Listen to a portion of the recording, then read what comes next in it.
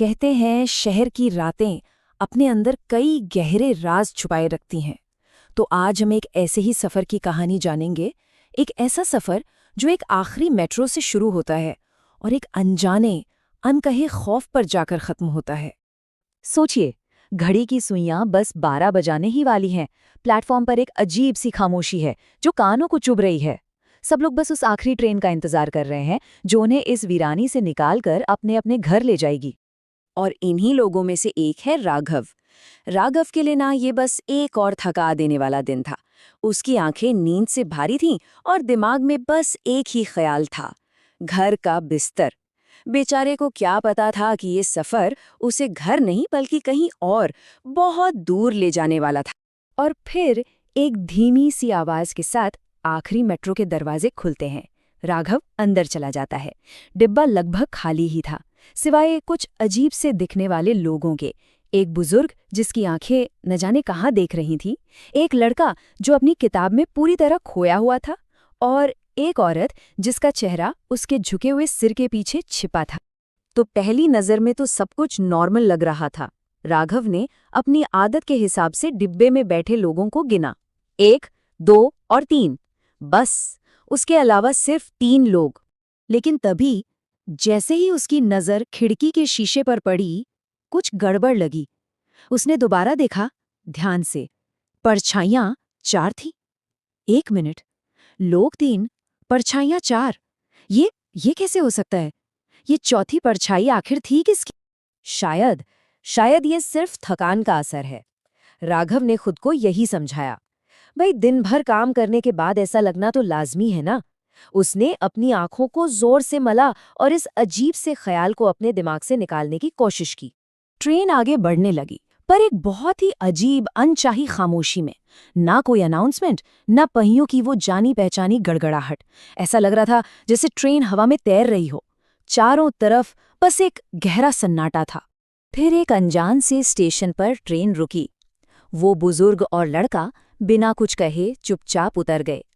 अब डिब्बे में सिर्फ राघव था और वो औरत जो अभी भी किसी पत्थर की मूरत की तरह बैठी थी।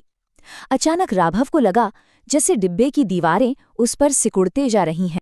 उसने हिम्मत करके एक बार फिर खिड़की की तरफ देखा, और बस उसके पूरे शरीर में एक ठंडी लहर दौड़ गई। डिब्बे में अब वो 2 लोग थे, पर शीशे में अब भी 3 थे। ट्रेन एक झटके के साथ रुकी। डिस्प्ले पर कुछ शब्द उभे, आखिरी स्टेशन। वो औरत अचानक ऐसे उठी जैसे किसी ने उसे नींद से जगा दिया हो, और वो बिना कोई आवाज किए किसी परछाई की तरह दरवाजे से बाहर निकल गई। राघव भी जल्दी से उतरा। प्लेटफॉर्म पर मौत जैसा सन्नाटा था।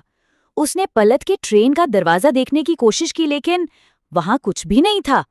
ट्रेन ऐसे गायब हो गई थी जैसे वो कभी वहां थी ही नहीं। और तभी एक आवाज, एक ठंडी बेजान फुसफुसाहट उसके कानों में नहीं बल्कि सीधे उसके दिमाग के अंदर गूंजी। अगली मेट्रो का इंतजार मत करना। राघव ने घबराकर चारों तरफ देखा। कोई भी नहीं था। वो इस वीरान प्लेटफॉर्म पर बिल्कुल अकेला था।